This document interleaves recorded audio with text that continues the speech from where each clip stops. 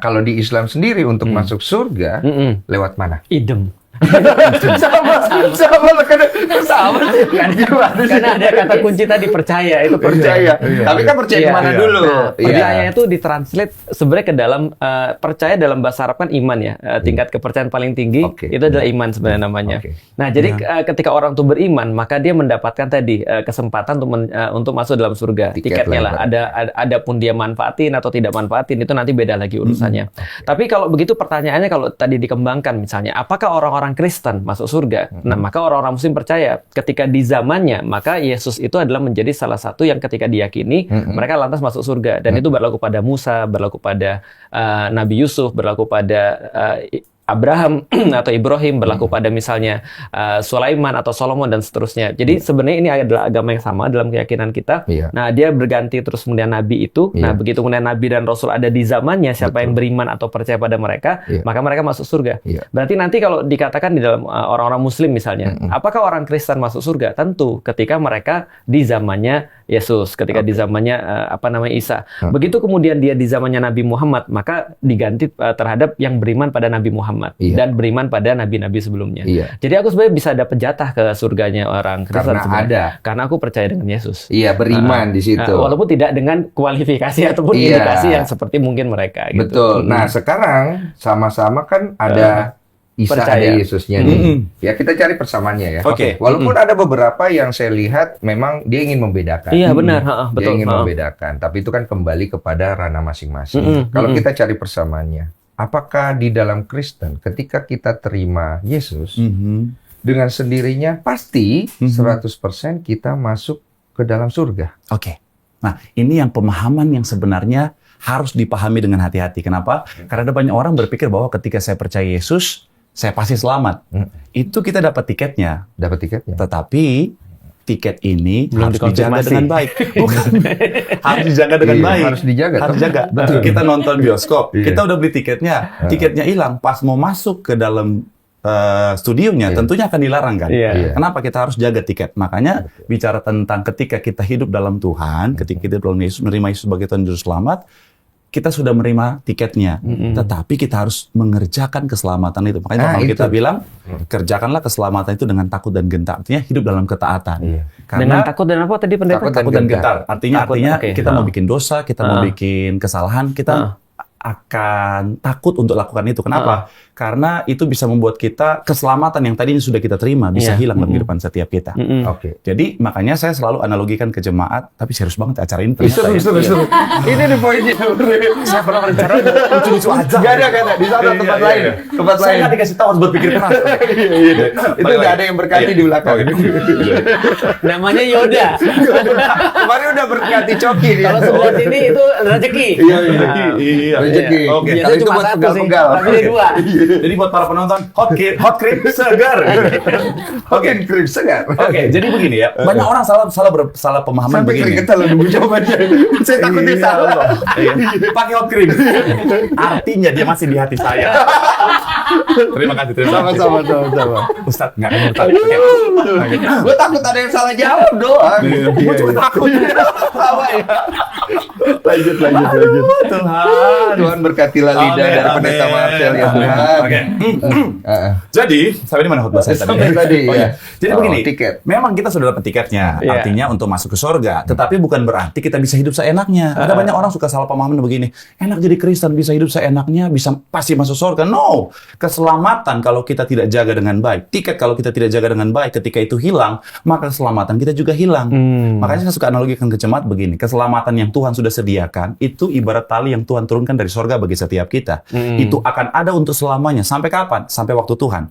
Tetapi tugas kita mengerjakan keselamatan dengan apa? Berpegang teguh pada keselamatan itu. Supaya ketika pengangkatan itu terjadi, kita ikut terangkat. Kalau kita hidup seenaknya, hidup dalam dosa, Matius 7, 21-23 bilang begini, ada banyak orang pada hari terakhir akan berkata, Tuhan, bukankah kami sudah bernubuat demi nama-Mu? Bukankah kami sudah berdoa? Bukankah kami sudah melakukan mujizat bahkan? Kurang Kristen apa itu? Tapi kalau dia hidup seenaknya, dia hidup dalam dosa, Tuhan akan bilang apa? Nyala kamu sekalian, para pembuat. Ingat, pembuat itu artinya apa? Orang yang bikin dosa. Tuhan akan berkata, aku tidak mengenal engkau. Itu aku tahu. Yes. Jadi sekali lagi bahwa sorga Tuhan sudah sediakan bagi setiap kita. Makanya dalam kekristenan, Sorga sudah sebuah kepastian, tetapi harus dijaga dengan baik supaya kapanpun waktu Tuhan, baik secara personal maupun secara umum, kita akan akhirnya masuk dalam kerajaan sorga yang sudah Tuhan sediakan. Oke. Nah, kalau di Islam sendiri ada nggak jalan itu? Aku sebelumnya mau sedikit ini ya, sedikit nyampein dulu ada beberapa hal yang menjadi unek-unekku selama ini. Dulu ketika awal-awal Pak Pendeta aku masuk Islam, aku tuh berusaha untuk membedakan antara agama Islam, agama yang aku anut dengan kemudian Katolik yang menjadi agamaku yang kemarin. Sebelumnya. Dan aku pikir itu adalah bagian daripada ketidakdewasaan diriku. Jadi artinya aku merasa bahwa ini tuh beda. Ini kenapa aku beragama sekarang Islam? Ini tuh beda. Tapi semakin aku belajar, aku semakin mengerti bahwa sebenarnya ini adalah sama sebenarnya. Oh, ada kesamaan. Ada kesamaan banyak sekali. Makanya tadi ketika Pak Pendeta bilang bahwa karya keselamatan itu dilakukan dengan takut dan gentar. Itu persis di dalam Al-Qur'an. Jadi berdoalah pada Tuhanmu dengan tadoruan wa khufyah. Jadi tadoruan itu artinya apa ya? Dengan penuh rasa khawatir, wa khufyah dan takut. Itu berarti kan sama kan ya? Ada sesuatu yang sama. Artinya ada beberapa hal yang kalau kita lihat sebenarnya ketika di dalam Kristen diwartakan, misalnya di dalam Islam ternyata juga ada kata-kata hampir mirip. Karena memang ya ini berasal daripada satu satu miskat yang sama, satu sumber yang sama. Lalu kemudian tadi misalnya ketika ada orang yang seperti Tuhan menurunkan kayak tali ya. Iya, ini kan penggambaran. Itu dari mana? Pak Pendeta, apa analogi aja? Analogi. Di dalam Al-Quran itu tepat kata-katanya literally tali. Wow. Wa'tasimu bihablillah. Jadi berpeganglah kalian pada tali agama Allah. Pada tali Allah. Secara literal pada tali agama Allah. Tapi tidak membuat beliau muslim kan dengan analogi tadi kan? Itu saya pikir Gini. Tolong. Kita udah dikit, tolong. Harusnya hostnya bilang begini. Tapi artinya membuat Ustadz jadi Kristen. Sabar. Enggak kan? Saya sudah kayak gitu orang kan. Aku khawatir dia membaca Al-Quran. Iya. Betul, kita tanya dulu apakah pendeta pernah membaca Al-Quran? Pernah baca. Beliau juga pernah. Tapi pernah menemukan kalimat itu tadi? Kebetulan saya udah baca, cuman memang kan nggak semua bisa dimengerti. Betul. Jadi bahas tali itu belum. Jadi berpeganglah kalian pada tali Allah tadi. Dan tadi terus pendeta ngelanjutin tadi kalau sana ada orang yang dia sudah punya tiket, tiba-tiba terus kemudian dia di hari akhir nanti ketika dia misalnya bertemu dengan Tuhan, terus Tuhan bilang pada dia, kamu merasa kamu udah melakukan karya-karya keselamatan nih. Tapi ternyata kamu tuh justru jadi orang-orang yang merugi. Itu juga ada di dalam Al-Quran ceritanya itu. Dibaca sama orang-orang muslim tiap hari Jumat nih. Suratul Kahfi. Kata Allah di situ ada orang-orang yang paling merugi. Yaitu mereka yang ketika di dunia merasa bahwa dirinya melakukan kebaikan demi kebaikan. Padahal mereka melakukan sesuatu yang sangat buruk sekali. Jadi orang ini kan merasa. Tapi ternyata apa yang dirasa salah. Betul. Contoh ketika dia merasa bahwa dirinya paling benar. Sehingga dia merendahkan orang lain. Dia merasa itu adalah sesuatu yang baik. Padahal ini adalah perbuatan yang paling dibenci sama Tuhan kan gitu. Betul. Nah maka ini adalah perasaan-perasaan yang dia pikir ini adalah sesuatu yang keren, sesuatu yang on point, sesuatu agamis, padahal sebenarnya dia melakukan sesuatu yang justru dibenci sama Tuhan. Kontradiktif. Nah itu kalau di dalam Islam pembatal keimanan tuh. Ada beberapa pembatal keimanan. Merinding gue. Iya. Makanya sebenarnya semua orang-orang Muslim sebenarnya semakin dia beriman, dia semakin takut sebenarnya. Karena takut itu adalah rasa yang muncul ketika orang tuh beriman. Iya. Jadi katanya Rasul tidak akan dikumpulkan dua rasa takut dan dua rasa aman. Bagi orang-orang yang takut dengan Allah di dunia, maka dia akan merasa aman terhadap Allah di akhirat. Tapi kalau dia merasa aman daripada Allah di dunia, karena dia tadi merasa segala macam dia bisa lakukan, dia merasa aman daripada Allah, dia pasti takut sama Allah nanti di akhirat. Harusnya begitu. Betul. Kalau orang beriman, rasa itu yang keluar kan? Takut. Rasa takut dan gentar. Iya. Karena kita tahu, kita sebagai manusia itu cuma hanya debu-debu. Betul. Kita dibangkitkan dari tanah dan diberikan gitu loh. Betul. Dan keluar dari kemaluan perempuan. Jadi kita ini sebenarnya di sisi Tuhan itu sebenarnya ya cuma makhluk kecil gitu. Tapi siapa kita yang kemudian bicara seolah-olah kita jubirnya Tuhan. Iya, ahli surganya, yang punya kuncinya. Itu kan poinnya ya. Karena kan memang kita diciptakan dari debu dan tanah. Makanya kalau orang sombong, orang suka cari masalah dengan orang lain, itu mungkin dari tanah sengketa dia. lucu banget. Iya. Biasanya masih belum. Lu jangan ketawa loh. Oke, sudah cukup clear ya. Saya suka banget loh ini. Kalau yang ada kunci ada. Apa tuh? Di Vatikan ada kunci. Oh iya, kunci itu beda lagi ya. Nggak ada di sini ya. Iya.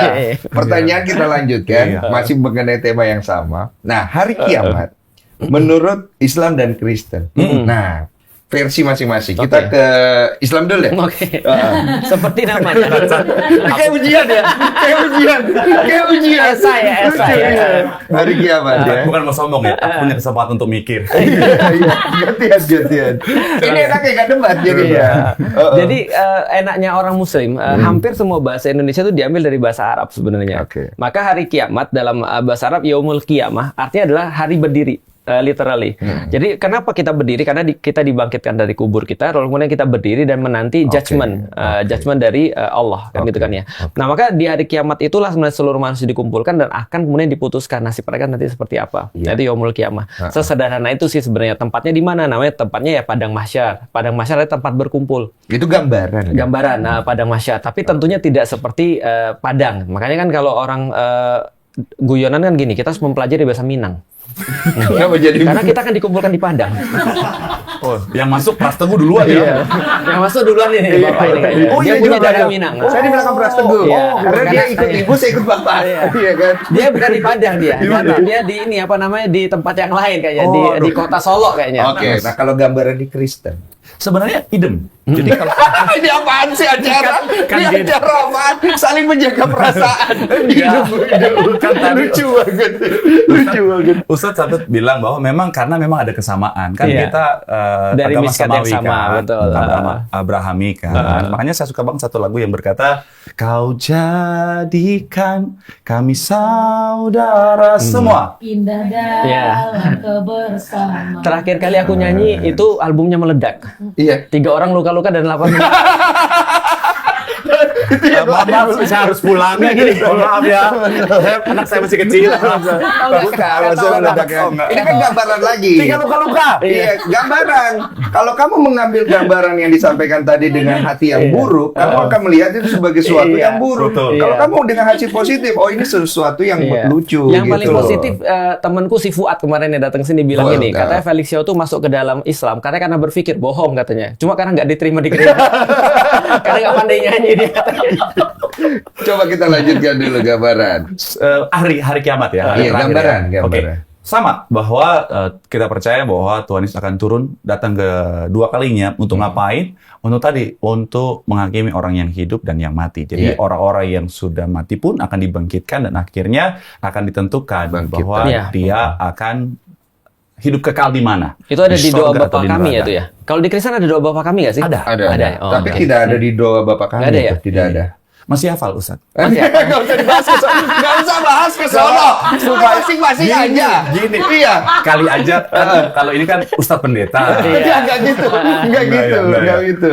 Kembali tadi kan kedatangan Yesus Kristus, kemudian ada kebangkitan, kemudian ada penghakiman. Dikumpulkannya di mana, ada gambaran nggak? Nah kebetulan nggak di Padang.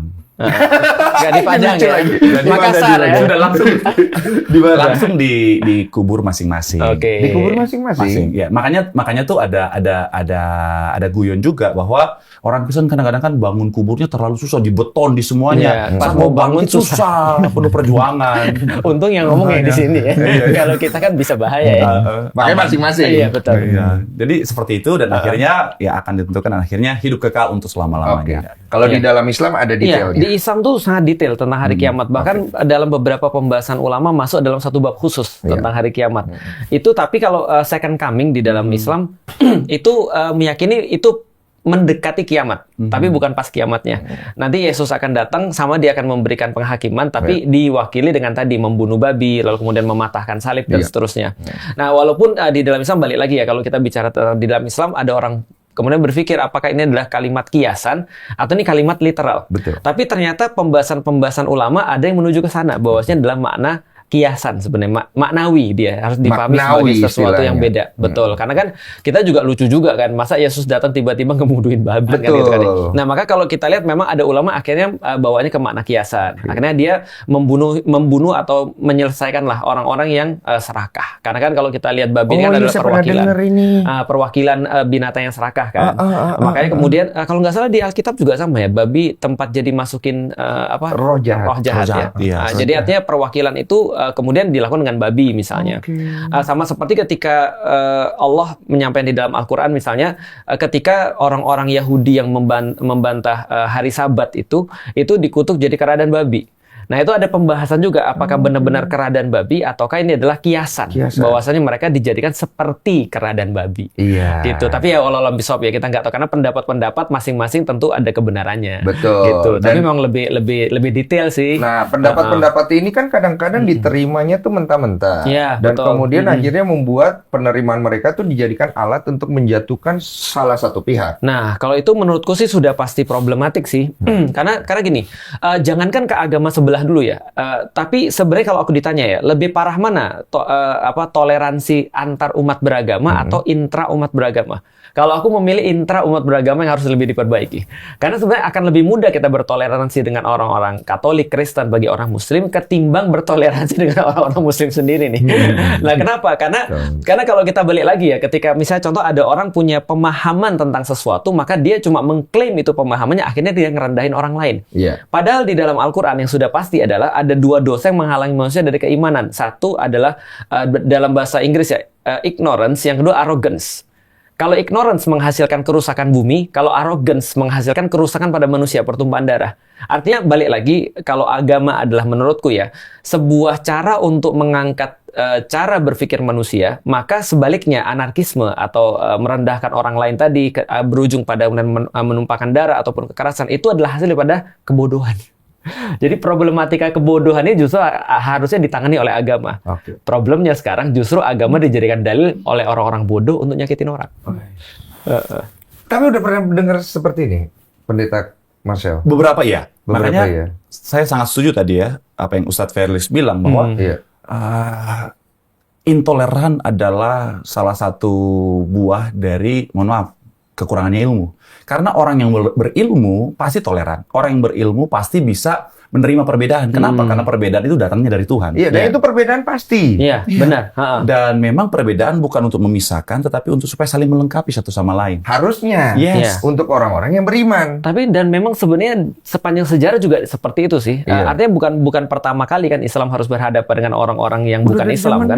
Dari zaman dulu. Bahkan aku baca terakhir itu ketika di 100 tahun pertama Islam, ketika mereka menguasai hampir seluruh Levant atau Syam itu yang dipimpin itu 70% bukan Muslim.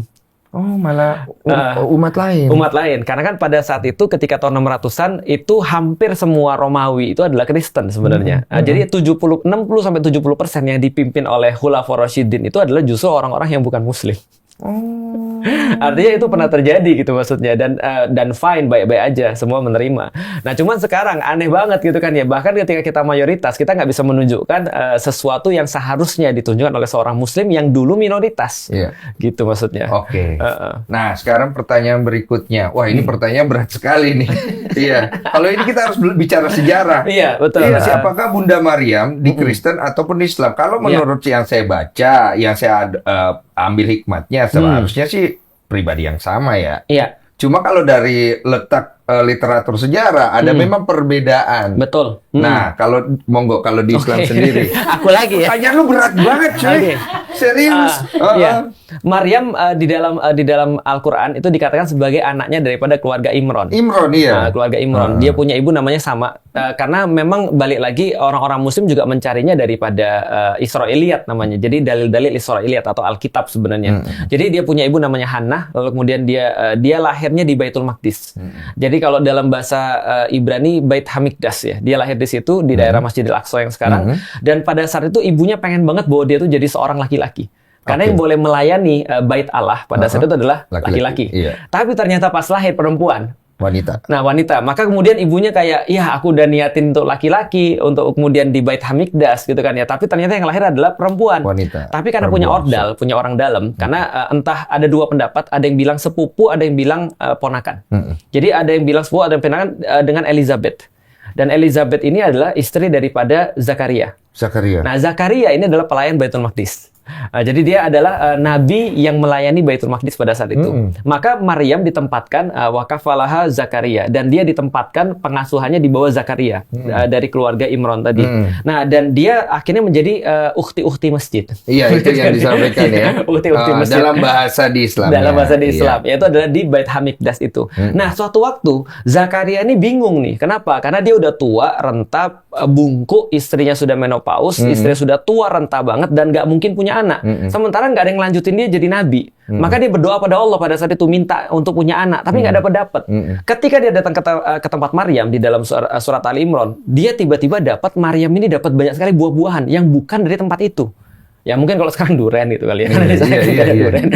Ini perkiraan gambarannya atau pisang dan segala macam lah. Jadi dia dapat buah-buahan. Lalu kemudian Zakaria bilang, kamu dapat dari mana ini? Maryam bilang sederhana, ini dari Allah. Lalu kemudian ketika dia dengar dari Allah, dia datang ke tempat doanya Maryam, mihrabnya. Lalu kemudian dia di sana berdoa. Disitulah Allah jawab dia dapat Yahya atau Yohanes Pembaptis nanti. Nah, jadi ketika dia dapat Yahya ini duluan lahir daripada Yesus, akhirnya Isa. Jadi ketika dia berdoa di mihrabnya Maryam, dia dapat Yahya, langsung dijawab.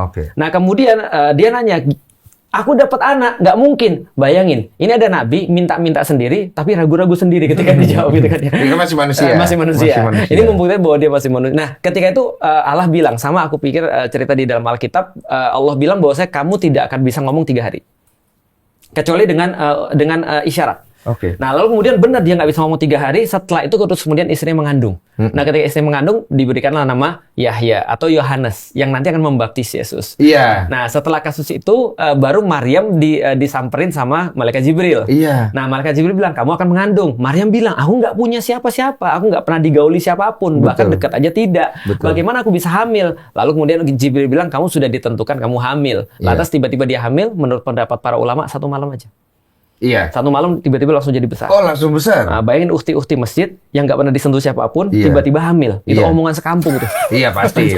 Itu logikanya udah pasti kan. Nah, setelah itu dia pergi. Nah, ini bedanya nih. Ini bedanya. Dia pergi ke kebun kurma. Dia pergi ke kebun kurma. Dia minta kepada Allah dengan kata-kata begini. Lebih baik aku mati aja daripada aku hidup, lalu kemudian aku dicaci maki sama orang, lebih baik aku tidak dilupakan. Lalu kemudian Allah bilang pada dia, tenang, kami sudah nyiapin semua solusinya, kamu tinggal lahirin aja, goyang pangkal pohon kurma itu, lalu kemudian kamu akan mendapatkan kurma yang masak. Lahirlah Yesus di situ. Di kebun kurma itu. Lalu kemudian ketika lahir, Yesus digendong sama dia di kain lampin, dibawa tempat orang-orang Yahudi seperti biasa langsung dan biasa complaining, ngebullying dan segala macam. Wah, dasar pelacur segala macam.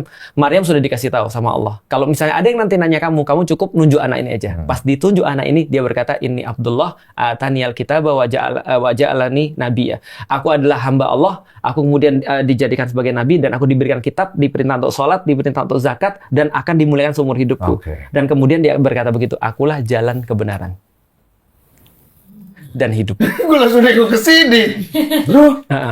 Kristen bro. Enggak dong. Udah pernah.